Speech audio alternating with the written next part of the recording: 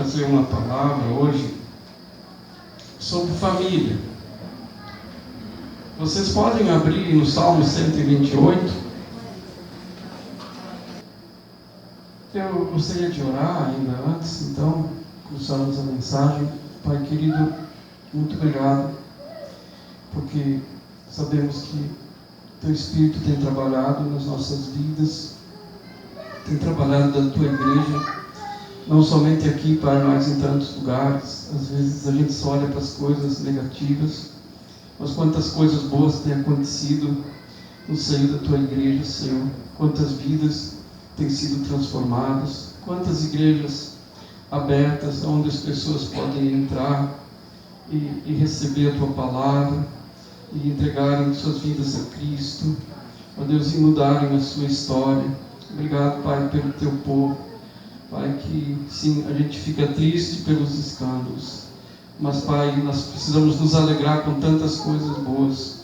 Ó Deus, então, muito obrigado, Senhor. Também abençoa nos outros lugares, onde também neste momento está sendo pregada a Tua palavra, e ajuda-nos aqui a transmitir a Tua mensagem, Pai, em nome de Jesus. Amém. Amém.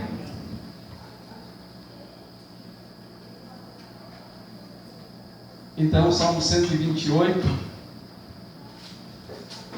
diz o seguinte: Bem-aventurado aquele que teme ao Senhor e anda nos seus caminhos. Do trabalho de tuas mãos comerás, feliz serás, e tudo te irá bem. Tua esposa, então, está falando do homem, né? Tua esposa no interior da tua casa será como a videira frutífera. Teus filhos, como rebentos da oliveira, à roda da tua mesa. Eis como será abençoado o homem que teme ao Senhor. O Senhor te abençoe desde Sião, e para que vejas a prosperidade de Jerusalém durante os dias da tua vida, e vejas os filhos dos teus filhos. Paz sobre Israel, paz sobre o povo de Deus. Amém? Amém.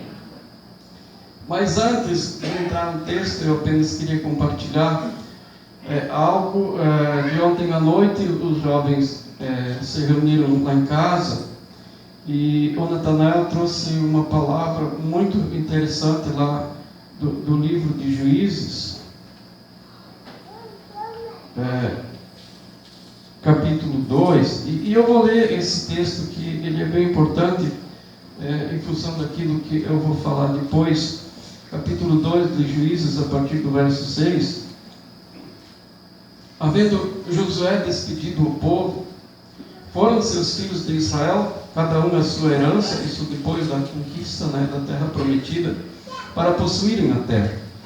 E serviu o povo do Senhor todos os dias de Josué, e todos os dias dos anciãos que ainda sobreviveram por muito tempo depois de Josué, e que viram todas as grandes obras feitas pelo Senhor a Israel. Faleceu Josué, filho de Nun, servo do Senhor, com a idade de 110 anos.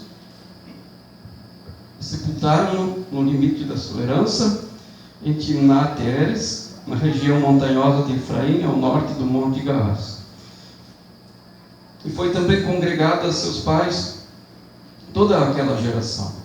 E outra geração após ele se levantou, que não conhecia o Senhor, nem tampouco as obras que fizera a Israel.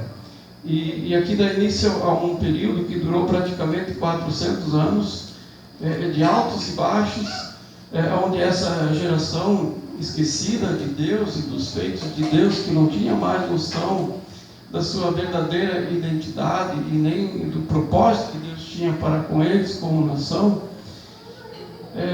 que não rendeu praticamente nada. Apenas nesse período Deus preservou esse povo, mas porque eles entravam em grandes crises, se afastavam completamente de Deus. Daí Deus mandava um homem ou uma mulher, porque teve Débora também, que foi considerada juíza, que de tempos em tempos, então, liderava o povo para uma mudança, trazia o povo de volta para os caminhos de Deus, mas logo eles se desviavam e finalmente depois apareceu o profeta Samuel, e com Samuel houve então uma mudança, e a Bíblia entra ali no período dos reis.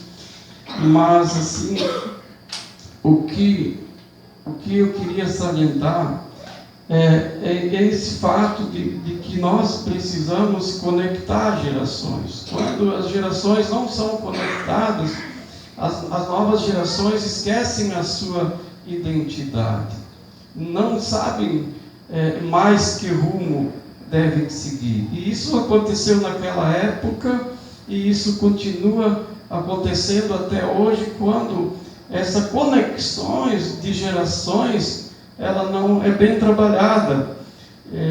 Porque os jovens né, que não recebem um legado muito claro dos pais, eles acabam achando que tudo aquilo que existe ali, assim, aconteceu como um passe de mágica, não valorizam a história, não valorizam aquilo que receberam, né, e querem criar tudo novo e destruir o que existe, e acaba sempre numa grande confusão, e numa grande derrota, e numa perda, né, do propósito de Deus. Normalmente isso acontece também nas igrejas.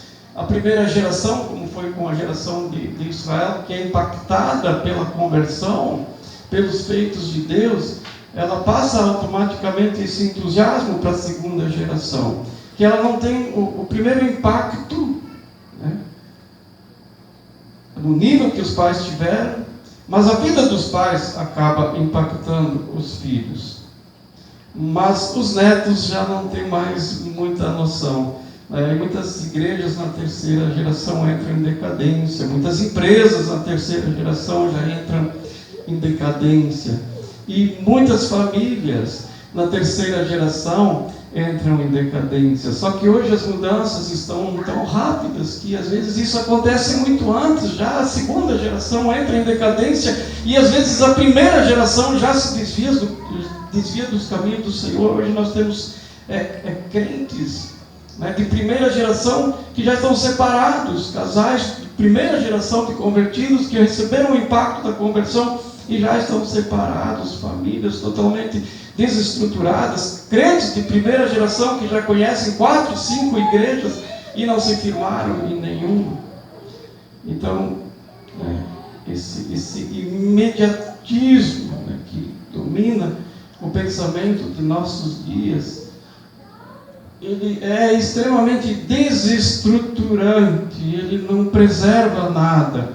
E essa palavra foi muito oportuna ontem à noite, porque nós então apresentamos, né, oficialmente então, o Pedro e a Adri, que vão estar com os jovens, pastoreando os jovens, mentoreando os jovens, afinal estando com eles, não simplesmente por ser um casal, mas por ser um casal de uma geração já mais antiga. Por exemplo, eles conhecem a nossa história. Passei esse vídeo aqui hoje porque ele tem a história da nossa igreja. Então quem chega agora pensa assim, que isso aconteceu automaticamente, mas nós temos um passado, embora ele seja curto ainda, né? Temos 13 anos e pouco, que essa história começou, 2003, né? 2017, então vamos fazer 14 anos agora em março. A gente vai então festejar os 14 anos da igreja nesse próximo retiro, no carnaval, mas é preciso que a gente preserve essa história, saber como nós surgimos, como nós chegamos até aqui, como nós adquirimos essa identidade como igreja. Isso não é uma coisa que acontece de um dia para o outro, e nós precisamos então preservar essa nossa história, né? E os jovens precisam saber da nossa história. Os jovens, as crianças, então eles precisam estar conectados com alguém de uma geração anterior, porque simplesmente viveu mais e porque tem experiência da vida. Eu estava dizendo essa semana para uma pessoa: os livros ensinam rápido, mas a vida ensina devagar. Então, por isso que é muito importante, e dentro, vou falar também no retiro de carnaval, o tema vai ser os fundamentos da fé, porque nós sempre temos que voltar para os fundamentos, porque são os fundamentos que sustentam as construções. O Salmo 11, verso 3, diz, não precisam abrir: ora, destruídos os fundamentos, o que poderá fazer o justo? Ou seja, quando a gente tira as referências, o que as pessoas de bem vão fazer?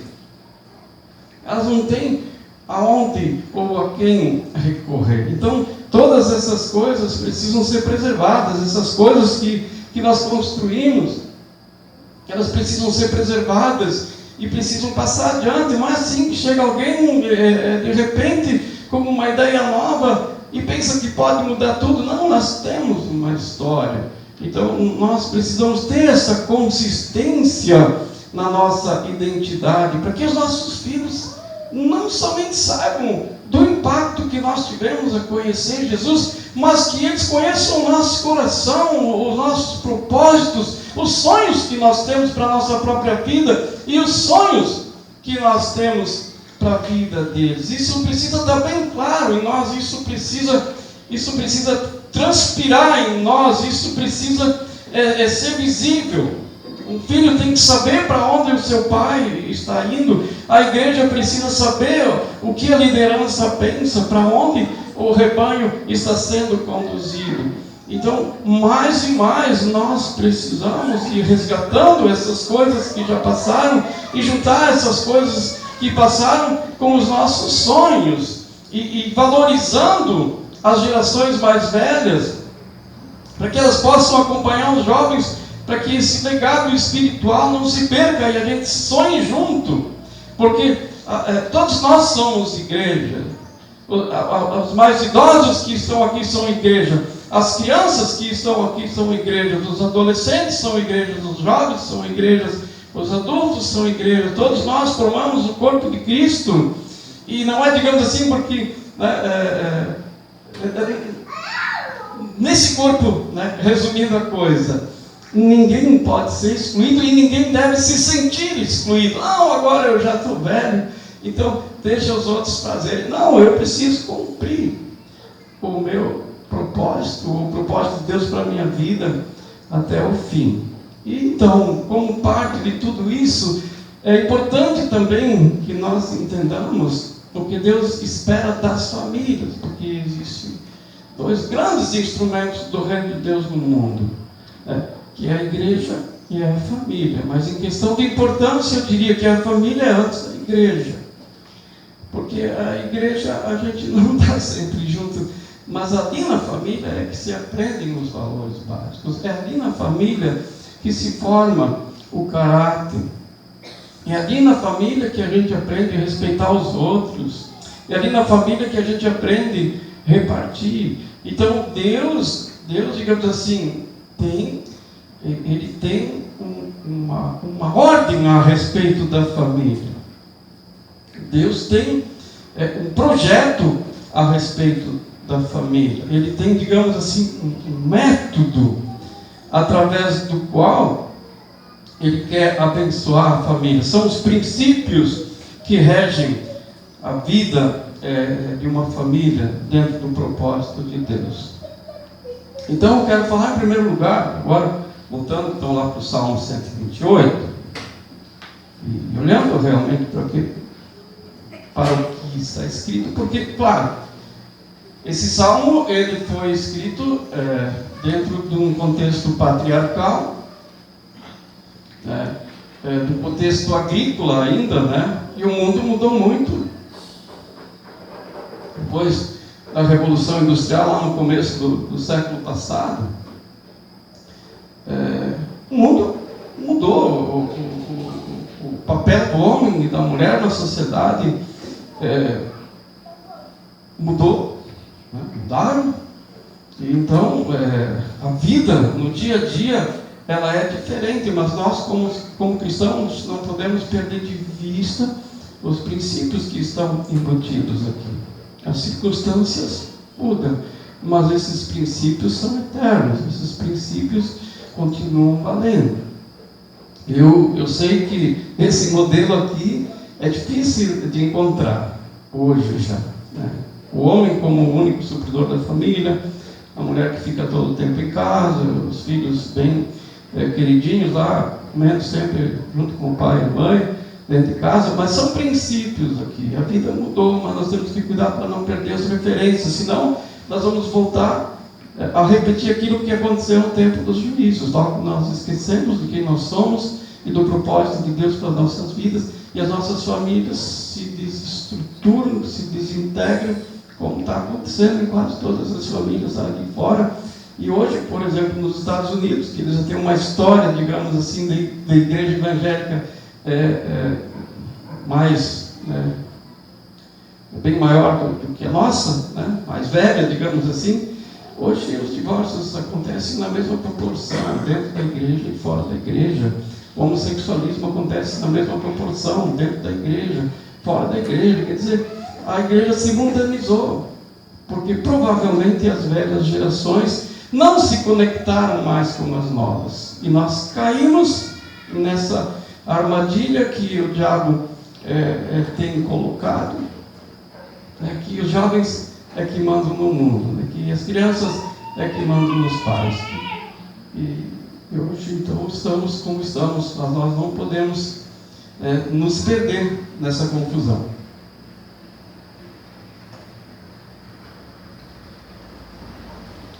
Então, nesse sentido, ao falar sobre isso, a gente às vezes fica preocupado, como vai receber, às vezes, o que está escrito aqui, ou o que eu vou falar, aquela pessoa que vive numa condição diferente. Hoje tem mulheres separadas, homens separados, mães que criam os filhos sozinhos, lares onde às vezes a mulher é a principal supridora da casa. Coloquei no Face essa semana que as exceções existem em todos os lugares, mas nós precisamos saber que as exceções são as exceções, Nós precisamos tentar sempre seguir a regra, nos aproximar daquele ideal de Deus, porque senão nós perdemos a motivação de buscar as coisas do reino de Deus em primeiro lugar. Então, como são definidos os papéis no projeto de Deus para a família? Eu tinha colocado um PowerPoint, mas esqueci de falar para o Kleber. Eu acho que agora vai ser difícil, mas ele está na área de trabalho. Quem sabe, Milton, ainda dá tempo, A definição dos papéis do projeto de Deus para a família. Aqui nesse salmo tem uma ordem muito clara, Primeiro Deus, depois o homem, depois a mulher, depois os filhos. Bem-aventurado aquele que teme ao Senhor, anda nos seus caminhos, das tuas mãos comerás, feliz serás e tudo te irá bem. O mito é inteligente, ele já achou logo o que eu queria. Mas nós olhamos lá na primeira carta aos Coríntios, capítulo 11, verso 3, nós temos exatamente essa mesma ordem a respeito da família. 1 Coríntios, capítulo 11, verso 3,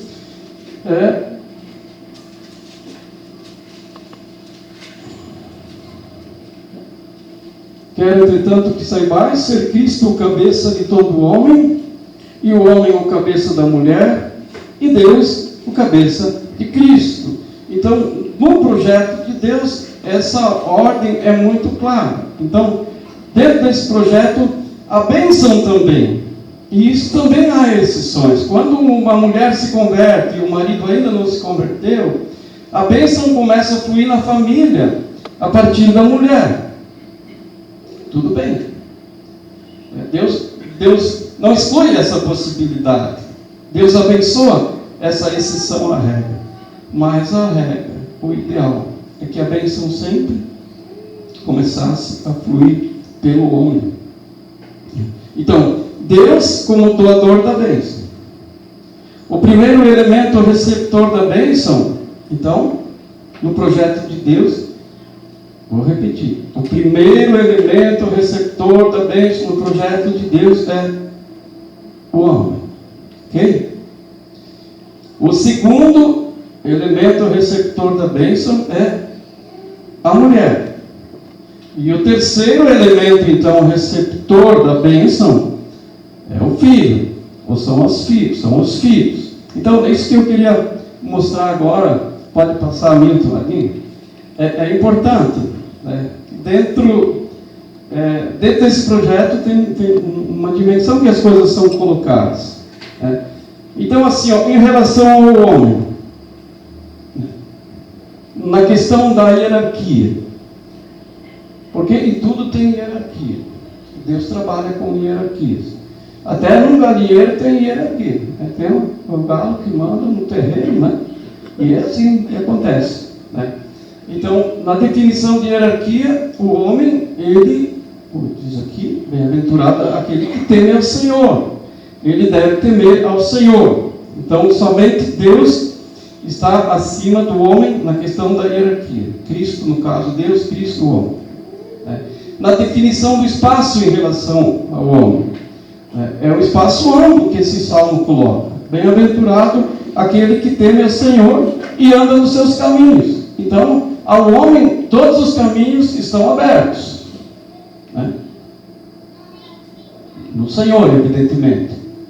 Na definição do papel, ele seria, né, digamos, pela ordem divina, o primeiro responsável pelo suprimento da casa. Ali fala a respeito do homem, do trabalho das tuas mãos comerás. Amém? Então, olha isso. Hierarquia, Deus, Cristo, o homem. Espaço, os caminhos do Senhor. Muitas possibilidades. Definição do papel, ele é o responsável. Amém? Passo o próximo, então. Em relação à mulher, na questão da hierarquia, ali fala tua esposa no interior da tua casa. Não está falando em termos de propriedade, que o homem é proprietário da mulher, mas que no sentido da hierarquia, então isso é fartamente colocado no Novo Testamento. Então a mulher está sujeita ao marido, né? Tem esse pronome possessivo, né? Tua esposa. Na definição do espaço, já é um espaço mais restrito, né? Hoje as mulheres querem conquistar todos os espaços que são também do homem. Isso é muito, muito romântico na prática, né? Na teoria. Mas a prática não tem se mostrado tão legal assim, né? Há um papel mais restrito. Paulo é muito claro na carta a Timóteo, né? A primeira missão da mulher casada é ser mãe e, por consequência, esposa. Então, é mais restrito o espaço da mulher. Na definição do papel, né, ela é suprida pelo marido, mas ela é a supridora da vida do lar. Tua esposa no interior da tua casa será como a videira frutífera. Então, a mulher, em termos de papel, ela é responsável para suprir, e especialmente na questão emocional, né, o seu lar, no cuidado dos filhos e do marido. Agora, passo adiante, então não são muitos slides, mas foi só para colocar diante dos olhos isso. E em relação aos filhos, na definição da hierarquia, né, fala ali para o marido, teus filhos, lógico, ele com a mulher, né, os filhos devem ser sujeitos aos pais, é outro mandamento muito claro na Bíblia, no Antigo, no Novo Testamento, para os filhos honrarem os pais e serem submissos aos pais. Não temos qualquer dúvida quanto a isso. Então, em relação à hierarquia, embora hoje os filhos queiram mandar os pais no projeto de Deus, eles estão ou devem estar submissos. Na definição do espaço, enquanto ainda na dependência dos pais, o espaço mais restrito ainda, né, ao redor da tua mesa.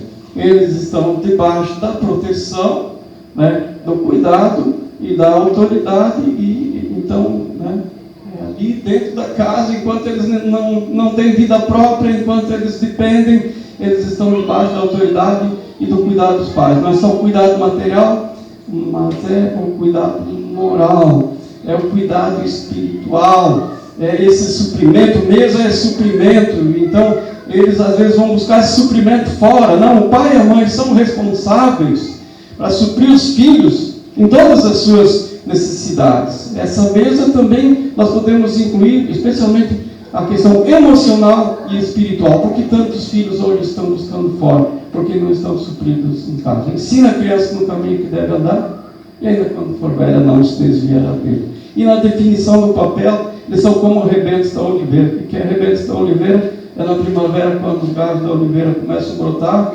e o agricultor olha e diz: este ano vão ter bastante fruta. Então, ele olha para aqueles galhos cheios de rebentos, né? Sente o quê? Esperança.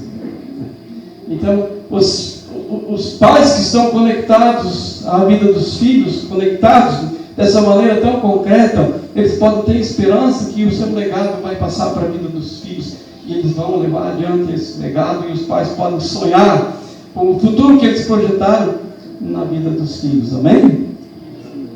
Então é isso. Podemos ir adiante. Está claro até aqui? Vamos continuar.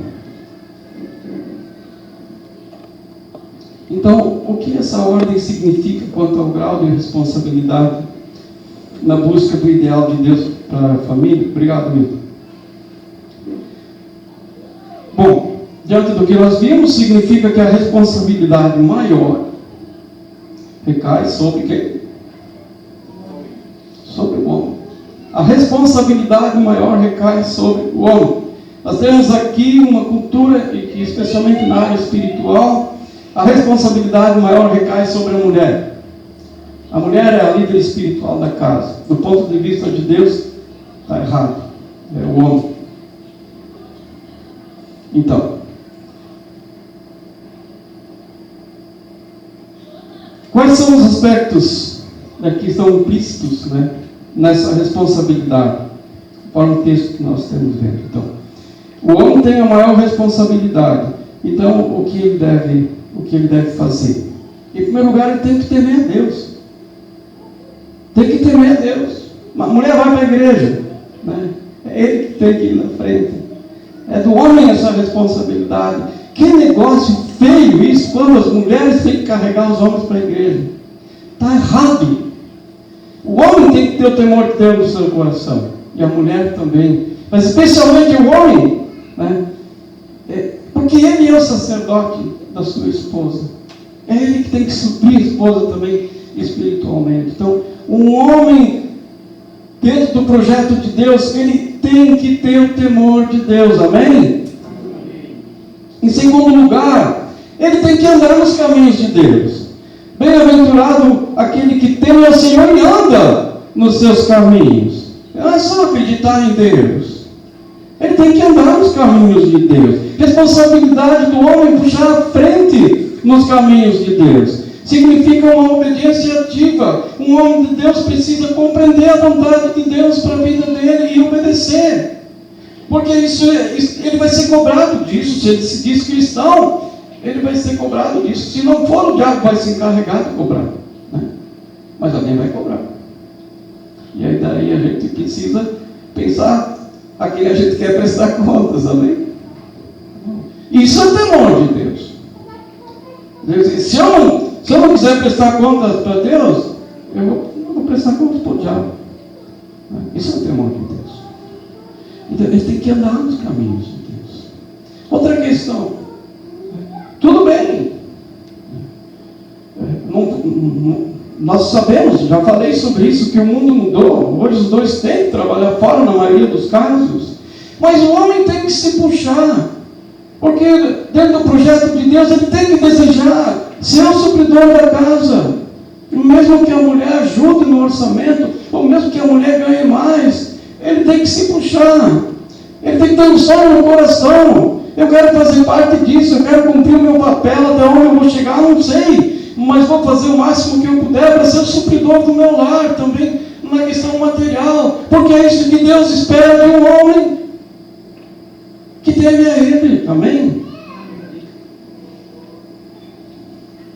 E aqui, assim, sabe, essa vida que está na mulher, ela deve começar a fluir do marido, porque a bênção vem de Deus diretamente para o homem. Se a mulher está submissa ao marido, ela tem, na questão hierárquica, alguém entre ela e Deus. Que o homem não seja um empecilho para que a mulher tenha liberdade de buscar a Deus, mas que ele seja o protetor dela, o sacerdote dela, que ele ame ela, como Cristo amou a igreja, porque é assim que a palavra diz lá no capítulo 5 de Efésios, que o homem se doa para a esposa. Isso é um desafio grande, porque às vezes assim a gente se queixa da esposa, digamos, né? Isso acontece também comigo, às vezes tu fica meio, né? Aí Deus diz assim, cara, mas assim, ó, se ela não está bem, o responsável é tu. O responsável é tu, faz alguma coisa para ela ficar bem. Claro que nós não somos Deus, nós não podemos fazer certas coisas que só Deus vai fazer na vida da nossa esposa, né? Mas nós temos que nos aliar a Deus nesse sentido, para suprir a nossa esposa, amá-la. A iniciativa do amor tem que ser do homem. A mulher é reativa. A mulher reage bem quando é amada, sempre, se o homem tem a iniciativa. Agora, se o homem espera a iniciativa da mulher, como diz o pessoal, ele está ferrado. Por que se ele vai deixar a mulher triste? Claro que ela não vai amar, ela vai reagir à tristeza que ele está causando no coração dela. Sabe, o responsável para fazer a mulher feliz é o homem. Eu tenho falado muito isso. Há coisas que são indelegáveis. Aqui diz muito claro, a tua esposa, então ela é minha esposa, tem que fazer o que eu quero. Não, ela é minha esposa, então eu sou responsável por suprir ela. Eu não quero que outro homem faça isso. Ou que os filhos façam isso no meu lugar. O que o pai dela continue fazendo isso no meu lugar, no caso ele é falecido, mas suponhamos que não fosse. Ou que a mãe dela precise fazer isso no meu lugar. Não. Eu sou responsável. Se ela é minha, eu sou responsável. E os filhos, mesma coisa, se eu digo meus filhos, então eu sou responsável. Então, o que os homens hoje têm que pegar pesado, né? Porque o projeto de Deus é esse. Então, o que a palavra não diz? Escrevi aqui. A palavra não diz: bem-aventurado o homem que teme aos seus amigos e anda nos mesmos caminhos deles. Não, diz bem-aventurado que teme ao Senhor e anda nos seus caminhos. Tem muito homem aí que tem vergonha de vir para a igreja e assumir um compromisso com Cristo por causa dos amigos. Coitado dele. Bem-aventurado é aquele que teme ao Senhor e anda nos seus caminhos, não o que teme aos amigos e anda nos caminhos deles. A palavra também não diz: bem-aventurado o homem que mesmo depois de casado continua temendo seus pais e só faz o que eles permitem. Não, a palavra diz que teme ao Senhor e anda nos seus caminhos. Ele deixa pai e mãe para se tornar uma só carne com a sua mulher. Não diz aqui: bem-aventurado o homem, né, que honra tanto os pais, que mesmo casado só faz a vontade deles. Aí tem que fazer a vontade de Deus, amém? A palavra não diz: bem-aventurado o homem que teme a sua esposa e somente faz o que ela determina. Não. A palavra diz: bem-aventurado o homem que teme ao Senhor e que anda nos seus caminhos. Ele vai ser o líder da casa, não é a mulher que vai mandar nele, porque na questão da autoridade é só Deus que manda nele. E se tem uma mulher feliz, ela não vai tentar mandar nele, não precisa, ele já faz o que ela precisa, amém? Pensemos nessas coisas. A palavra não diz também assim, ó: bem-aventurado o homem corajoso que não teme a ninguém, falando segundo os seus próprios pensamentos. Eu sou baixo, aqui, ó, meu braço é forte, eu faço o que eu quero. Não. Bem-aventurado o homem que teme o Senhor e anda nos seus caminhos, amém? Todas essas formas distorcidas de posturas, que são até bastante comuns, guardadas nas proporções, somente trazem desordem e destruição na vida pessoal do homem e da família.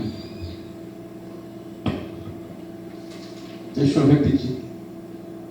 Todas essas formas distorcidas de posturas, que são bastante comuns, somente trazem desordem e destruição na vida pessoal do próprio homem e da família. Mas está cheio de família destruída por causa da falta de hombridade, de ser macho mesmo, né? E fazer a vontade de Deus. Porque a vontade de Deus é para macho, não é para covarde. Amém? Podem dizer isso ali fora quando tentarem gozar de vocês. A vontade de Deus é para macho, não é para covarde. Não é para bobalhão. Amém? Não se intimide.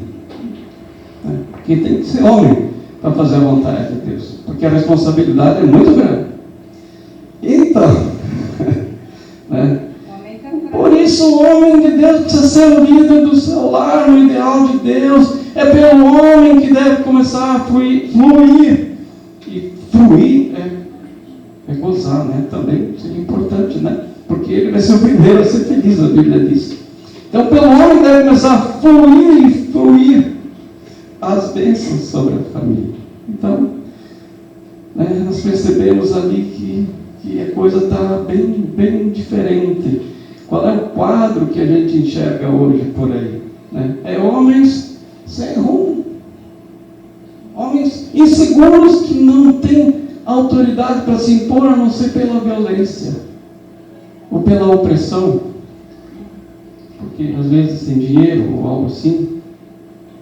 Homens sem rumos e inseguros, desanimados, cheios de vícios, infelizes, grande maioria. Mulheres nervosas, sobrecarregadas, irritadas, como se diz, à beira de um ataque cardíaco. E às vezes não tem um homem em casa, ou porque querem assumir o lugar do homem, junto com o lugar delas. Querem fazer também o papel do homem. Também tem isso, né? Porque o feminismo traz essa concepção, né? Então, desse jeito, filhos, então, nem se fala, né? Desorientados, sem referência dentro de casa, por consequência, vão buscar a referência errada ali fora. Aí ficam rebeldes, e ficam sem rumo, e ficam cada vez mais infelizes e depressivos. E cada vez mais nós temos suicídio de jovens pela falta de homens. Tem tanto lesbianismo e tanto homossexualismo, porque as novas gerações não estão mais sendo ensinadas pelos pais a serem homens, estão sendo ensinadas pela mídia a serem homossexuais.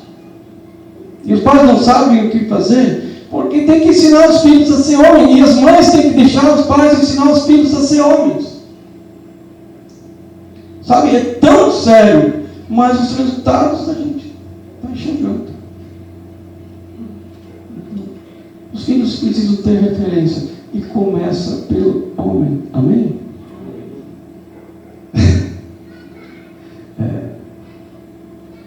Vocês aí, novas gerações aí, quanto desafio, porque o negócio está pegando ali fora. Então, há uma bênção muito grande quando a gente consegue romper com essas teias todas que nos amarram nessa situação horrível. Quando nós temos a coragem de assumir diante de Deus, especialmente os homens, que Deus sim vai abençoar o homem que teme ao Senhor e que anda nos seus caminhos. Amém? Então tem bênçãos para todos.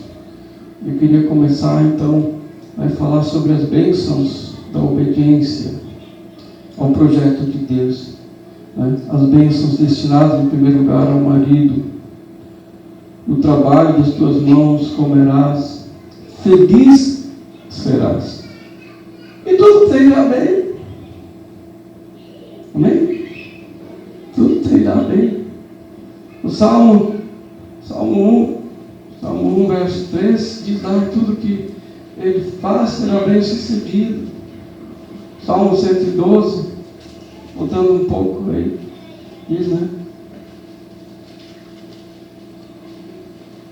não se atemoriza das más notícias, o seu coração é firme, confiante no Senhor. Olha que bênção, né? Distribui, dá aos pobres, sua justiça permanece para sempre. Outro salmo lindo para os homens lerem, Salmo 112. Né? Mas então, a palavra confirma essas promessas, porque Deus se coloca ao lado daquele que faz a sua vontade. E quando nós temos a convicção que estamos fazendo a nossa parte, nós podemos acreditar que Deus está do nosso lado, que é isso que Ele espera de nós, então Ele vai nos ajudar. Nós não conseguimos por conta própria ser tudo isso. Então vamos ser felizes enquanto não dobrarmos nosso coração, nosso pescoço e nos submetermos ao jugo de Cristo, porque então nós vamos ter o poder do Espírito Santo nas nossas vidas. E nós vamos progredir, nós vamos melhorar, e cada vez melhor. E Deus vai nos ajudar, vai nos abençoar. Sabe? Um homem assim, ele tem tudo o que ele quer. Vai comer do trabalho das suas mãos, vai ser feliz e tudo vai bem. A bênção destinada à esposa. Olha que lindo no verso 3, né? Tua esposa no interior da tua casa será como uma videira frutífera. Talvez uma das ilustrações mais lindas assim, de frutos, né? Que existe é um parreiral cheio de cacho de uva, né? Aqueles cachos pendendo assim, aquela uva bonita, né? É um sinônimo, é um símbolo de fartura, de vida, de alegria, de abundância, né? A mulher vai ser como uma parreira que dá um montão de uva, né? Parece que Deus diz assim: se você andar nos meus caminhos, para o homem, né? Você não estará blefando quando disser minha esposa, porque eu dobrarei o coração dela para que seja tua. Porque sou eu que te digo, tua esposa. Também sendo tua, ela não desejará ser independente. Não é assumir, sabe? Para que assumir um compromisso tão grande quando ela pode ter uma vida tão mais tranquila? Mas ela te será submissa como eu quero. E trabalhando fora ou não, tudo que ela quiser, fará junto contigo. E para o bem de vocês e da família, vai somar contigo e vai te ajudar. Por isso também posso dizer, no interior da tua casa, porque tudo te dei a ti, né? A casa, a esposa, os filhos, tudo. Então eu quero dar uma dica aí para as mulheres, né? Quando tem um marido que começa a gostar da igreja, que ele começa a gostar de ler a Bíblia, não começa a querer ensinar ele muito, sabe? Não vai correr na frente, deixa ele ir, deixa ele assumir a liderança, não dá muito palpite, tá bom? Não põe muita regra sobre ele, deixa ele ir na frente, deixa Deus falar para ele é o primeiro receptor da bênção, sabe? Tem muitas mulheres que afastam os maridos, que começam a colocar um monte de lei, aí mesmo quando ele está buscando a Deus. Então, cuidado, deixa ele tomar frente, dá liberdade, porque como nós vimos aqui, o espaço para ele é muito amplo, sabe? Não vai na frente. Mas quando ele não vai, ora e seja um bom modelo, porque é isso que a Bíblia fala lá na primeira carta de Pedro, capítulo 3, 1-6, que é ganhar, né, o coração do marido através de um bom comportamento, um comportamento equilibrado. Mas assim, para mim, essa figura da mulher como videira frutífera, né, é aquela que distribui vida, né, para os filhos, né, para o marido. É aquela que torna a casa um lugar aconchegante, um lugar bom de viver. Nós tínhamos sempre essa expressão quando criamos filhos, né? A Simone gostava muito de falar isso: eu quero que a minha casa seja um ninho quente, que os filhos não queiram ir para as outras casas, que eles queiram ficar, e que os amigos deles também queiram ir para a nossa casa, porque a nossa casa é um ninho quente. Então ela, com uma choca, né, cuida dos pintinhos, ela está sempre por perto, ministrando vida, cuidando deles, ensinando as coisas de Deus para os filhos, para os amigos, né? E foi assim que nós criamos os nossos filhos. A nossa casa sempre esteve muito aberta a Simone, pela graça de Deus, pode ser essa videira frutífera, ela é realmente, né? Porque não é porque também não precisasse trabalhar fora, mas porque a gente se contentou em viver com menos, né? Esse é um fato também. Deus nos deu o suficiente. Mas olha, né, que bênção uma mulher tranquila, cheia do Espírito Santo, que tem vida para transmitir, para encher a sua casa, né, com esses aromas gostosos, né, da vida de Deus. Uma mulher cheia do Espírito Santo, uma mulher virtuosa realmente, né? Porque a mulher que ela vive essa realidade, ela se sente feliz, porque o coração de toda mulher é o coração de mãe. Ela gosta de servir, então ela vai ser feliz, né? Deixa as grandes coisas para o marido, porque como nós vamos legar a vida espiritual se nós não temos mais contato com os nossos filhos? Então, uma vez trabalhando fora, a prioridade então é ministrar essa vida dentro de casa. Então, deixa eu ver mais um pedacinho aqui, porque tem que falar da bênção destinada aos filhos. Talvez a grande bênção, exemplo do que foi dito sobre a esposa, é que o homem que anda nos caminhos de Deus também poderá dizer aos filhos, porque Deus autoriza a isso. E nessa autoridade, então, de dizer sobre meus filhos, eu posso também abençoar. Sabe, as pessoas lá de fora dizem, os filhos são para o mundo. Eu nunca aceitei essa palavra. Não. Mesmo que alguém me dissesse, né, que ele pensa assim, eu digo, mas eu não penso assim. Os filhos não são para o mundo, os filhos são para Deus, os filhos são a herança do Senhor. Ele me deu, eu quero devolver para Ele. Não aceito. Os filhos não são para o mundo, os filhos são para Deus. Mas isso não é só uma frase de efeito, isso tem que estar no nosso coração. E muitos pais dizem, eu ensinei para eles o que eles devem fazer, e agora a responsabilidade é deles. Não, eu continuo dizendo que eu tenho que interferir na vida deles.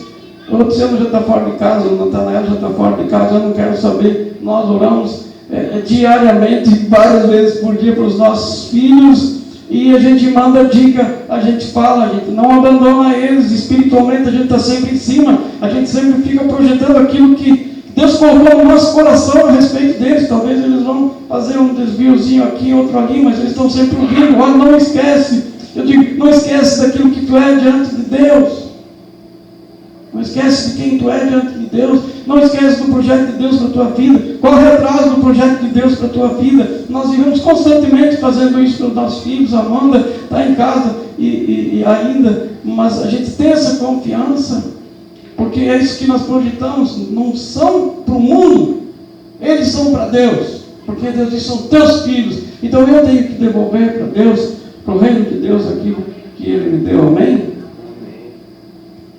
Sabe, porque daí eles vão se sentir como rebentos da oliveira. Não, a minha vida tem propósito. Eu preciso herdar um legado dos meus pais. Eu preciso continuar a obra que eles começaram. E eles vão estar estimulados a crescer, eles vão estar estimulados a buscar a Deus, porque o pai é sempre o primeiro que vai na frente, porque a mãe vai junto. Todos os nossos filhos sabem que a igreja é a nossa prioridade. Não tem esse negócio de ficar em casa por qualquer motivo. Para nós não tem esse negócio. A igreja é prioridade. Os filhos precisam ver essa prioridade latente, né? Queimando no coração dos pais. Porque então isso fica uma mensagem clara para eles.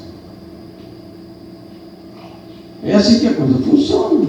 Isso não funciona.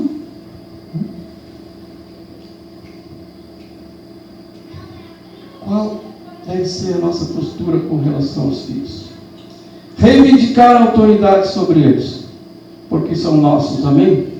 Vai ter que fazer isso desde pequenininho, porque depois de uma certa idade né? A coisa já não é mais tão fácil, embora ainda funcione, mas não é mais tão fácil. Devemos amá-los profundamente, porque são nossos. Eu tenho que amar o que é meu em primeiro lugar, amém? Pode amar os filhos dos outros, mas a responsabilidade para amar os meus filhos é minha. Amém? Porque adote seu filho, olha, se é um traficante, eu adote, né? Essa frase.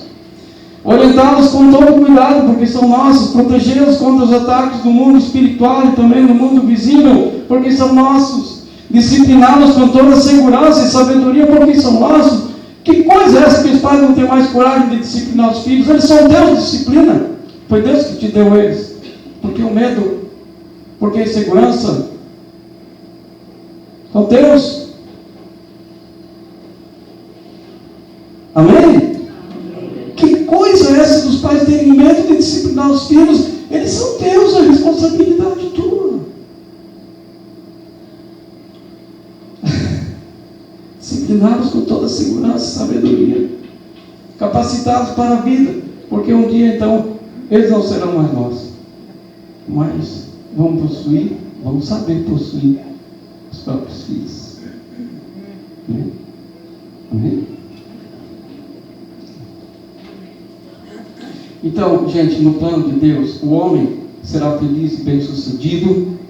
Ele terá uma esposa fiel e amorosa. E ele criará os filhos com esperança. Amém? A mulher terá um marido feliz e realizado. Quer coisa melhor? Será uma fonte irradiadora de vida em seu lar, porque se sentirá amada e protegida. Ela sentirá um profundo senso de realização e saber que está cumprindo sua maior missão diante de Deus, que é ser esposa e mãe. Amém? E os filhos, eles terão pais felizes, um lar equilibrado, estável. Poxa, é segurança maior. Eles serão então emocionalmente seguros. Serão seguros emocionalmente. E eles terão esperança e serão movidos a investir no seu próprio futuro. Eles vão se sentir responsáveis para construir os próprios caminhos e para serem homens e mulheres que um dia também vão andar nos caminhos de Deus. Eu gostaria... Não, claro que eu não vou obrigar ninguém a fazer isso, mas eu gostaria que quem vai ser abençoado dentro dessa dimensão, guardadas as proporções e considerando as exceções, que a gente entende e que Deus também entende e que Deus também sabe lidar com isso, amém? Para que ninguém saia daqui triste, né? Porque nós somos salvos pela graça, né? Deus pode endireitar os nossos caminhos, né?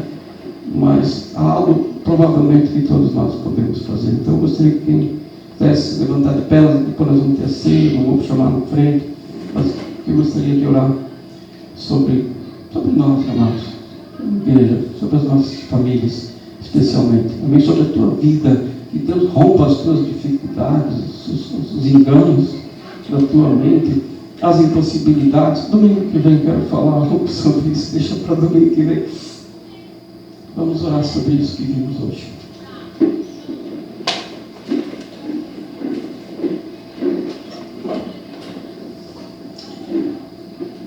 Pai amado, eu quero te agradecer, Senhor, porque a tua palavra ela é clara, Senhor. Deus, e é evidente, Pai, que tu não ia deixar as coisas confusas, Senhor. Porque é como um farol, Pai, que nos mostra a direção e nos mostra os perigos também, Senhor. Obrigado porque na tua palavra nós temos um rumo. Talvez muitos de nós estejamos até bem distantes, mas temos para onde olhar. E podemos fazer propósitos nesse sentido. E podemos romper com todas as cadeias em nome de Jesus, e pelo poder do sangue de Jesus, e dizer, não, agora eu vou acertar a minha vida. Não importa a idade daqueles que estão aqui, Senhor, são bem jovens ainda, ou já estão mais velhos, talvez entregando os pontos. Tua palavra diz que há esperança para o ferido, e que mesmo aquele tronco que foi cortado pode vir um renovo, Senhor. E eu peço, Pai, que isso aconteça nessa noite na vida de muitos que estão aqui, Senhor, em nome de Jesus. Ó Pai, que pelo poder do Teu Espírito Santo, ó Deus, todos esses sofismas, esses enganos caiam por terra, porque o poder não está em nós. O poder está em Ti, Senhor, quando nós nos dispomos a fazer a Tua vontade e andar. Ó Deus, que Tu faça essa obra, Pai. E não só nesse momento. Que eu saia daqui, Senhor. Muitos aqui possam estar determinados a mudar o seu destino, a mudar o seu rumo, a mudar os rumos da sua casa. E ainda, Pai, passar um legado para as futuras gerações. Pai, em nome do Senhor Jesus. Amém. Amém.